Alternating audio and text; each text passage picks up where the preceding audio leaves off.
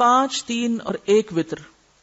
حضرت ابو ایوب رضی اللہ عنہ سے روایت ہے کہ رسول اللہ صلی اللہ علیہ وسلم نے فرمایا وتر ہر مسلمان پر حق ہے، پس جو شخص 5 رکعت وتر پڑھنا چاہے تو 5 رکعت پڑھے، جو کوئی 3 رکعت پڑھنا چاہے 3 پڑھ لے، جو 1 پڑھنا چاہے وہ 1 پڑھ لے. جھگڑا کس بات کا؟ کیونکہ ابھی آپ نے سوال کرنا تھا پھر کیا پڑھیں ہم. جو پڑھنا چاہے پڑھ لیں. رسول اللہ صلی اللہ علیہ وسلم رات کو کل 13 رکعت پڑھتے اور ان میں 5 رکعت وتر پڑھتے، یعنی 8 رکعت نفل پڑھ کے پھر 5 اکٹھے پڑھ لیتے.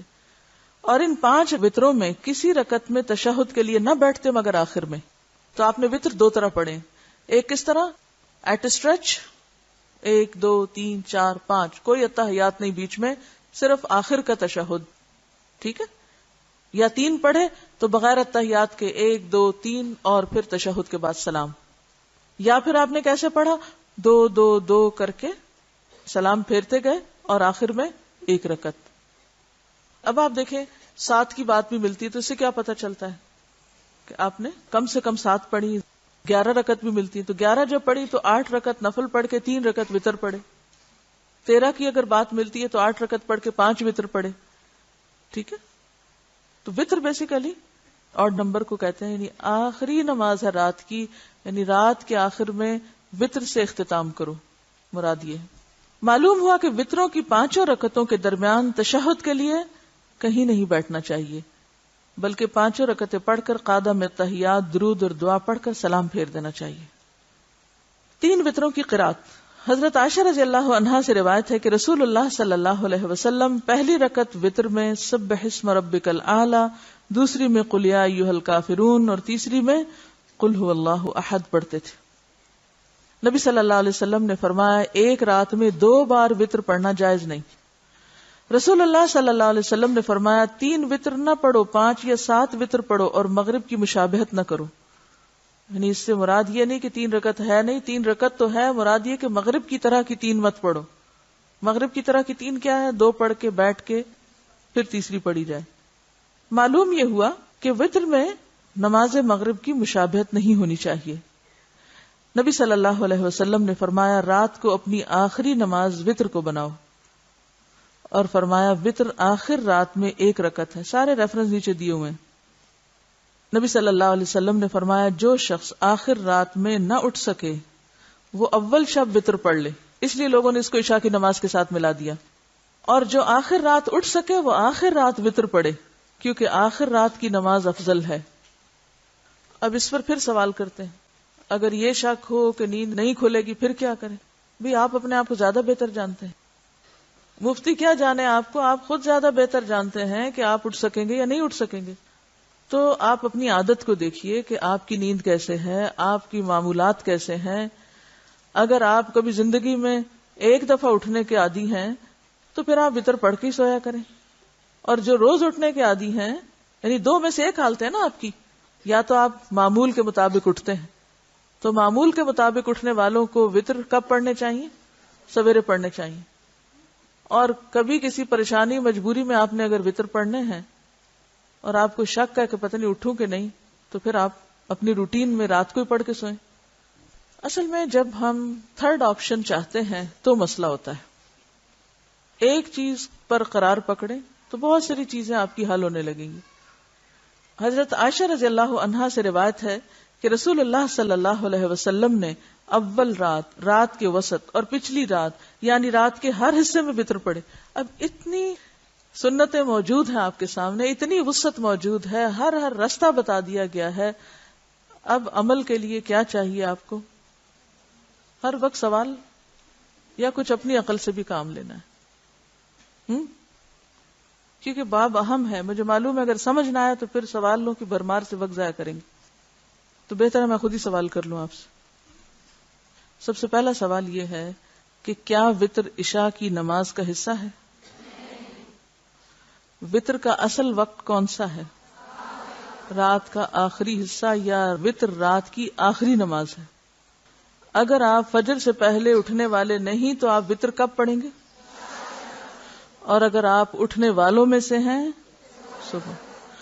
اور اگر کبھی بیماری، کسی کمزوری، کسی وجہ سے، کسی تھکاوٹ کی وجہ سے آنکھ نہ کھلی تو فجر سے پہلے پڑھ لیں. لیکن روز کا معمول یہ بنا لینا کہ اچھا میں اٹھوں گی تہجد کے لیے اور روز ہی اٹھ کے فجر کے وقت پڑھنا، یہ انتہائی نامناسب بات ہوگی. تو سب سے پہلے تو آپ کسی ایک جگہ قرار پکڑیں، یا تو آپ اپنے آپ کو شمار کریں سحری کے وقت اٹھنے والوں میں، تو اس طریقے پہ عمل کر لیں. اگر آپ کو پتا آپ روز اٹھتے ہیں اور کسی دن نہیں اگر آنکھ کھلی تو اس وقت کیا ہوتا ہے، اس شخص کے نہ اٹھنے کے باوجود اس کی نیکی لکھی جاتی ہے، کیونکہ اللہ تعالیٰ کو پتا یہ روز اٹھتا ہے. اور اللہ کو یہ بھی پتا ہے آج یہ کس وجہ سے نہیں اٹھ پایا، جان بوجھ کے نہیں، سستی کے مارے نہیں، بس انسان ہے، کمزور ہے. اگر انسان نہ ہوتے تو پھر فرشتے ہو جاتے، جب ہم سے کوئی بھی بھول نہ ہوتی یا غلطی نہ ہوتی یا کوتاہی نہ ہوتی. یعنی یہ جان بوجھ کے ایسا کرنے والوں میں سے نہیں، بس ہو گیا. تو ایسے لوگوں کے لیے پھر کیا ہے کہ صبح فجر کی سنتوں سے پہلے ہی آپ وتر پڑھ لیں ایک، اور اس کے بعد آپ سنت فجر پڑھیں. لیکن اگر آپ اٹھتے ہی نہیں ہیں، بس ایسے ہی کبھی کبھی جوش جذبہ آ جاتا ہے اور آپ کبھی اٹھنے لگتے ہیں اور پھر نہیں اٹھتے، اور کبھی کچھ اور کبھی کچھ، تو اس صورت میں پھر آپ خود اپنے آپ کو بہتر جج کر سکتے ہیں کہ آپ کی اپنی عادت کیا ہے. کہ کبھی کبھار بھی جب کوئی کام کرنا پڑے تو آپ خود پر کتنا کنٹرول رکھتے ہیں، اس کا فیصلہ کون کرے گا؟ آپ خود کریں گے. اگر آپ سمجھتے ہیں آپ اٹھ سکتے ہیں تو وتر آپ چھوڑ دیں، پھر شک میں نہ رہیں کیا پتہ نہ اٹھا جائے، کیا پتہ نہیں، پھر آپ کو پتہ ہونا چاہیے. تو پھر آپ کیا کریں، چھوڑ دیں وتر. اور اگر آپ کو پتہ ہے نہیں اٹھ پائیں گے تو بہتر ہے پڑھ لیں، پھر پڑھ کے سوئیں. ٹھیک ہے. اب آپ دیکھیے کہ وتر کی تعداد کتنی ہے. دوسرا سوال، 1 3 5 7 9. اب آپ دیکھیے ایک کو آپ چھوڑ گئے جو وتر میں اصل ہے. ٹھیک ہے، عادت نہیں ہے نا ہمیں. اور جن کو یہ عادت ہو ان کو دوسری نہیں ہوتی. جن کو ایک پڑھنے کی عادت پڑ جائے پھر وہ صرف ایک کی سنت پوری کرتے ہیں، نہ وہ 5 کی کرتے ہیں نہ 7 کی کرتے ہیں.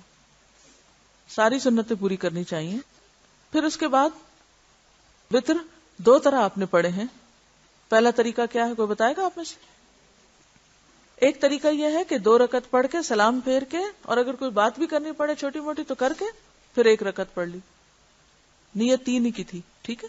دوسرا طریقہ کیا ہے، تشہد پڑھے بغیر ایٹ اسٹریچ آپ تینوں کنٹینیوسلی پڑھ کے پھر آخر میں سلام پھیر دیں. جی، تو کس چیز سے منع کیا گیا ہے؟ مغرب کی مشابہت سے منع کیا گیا ہے. ٹھیک.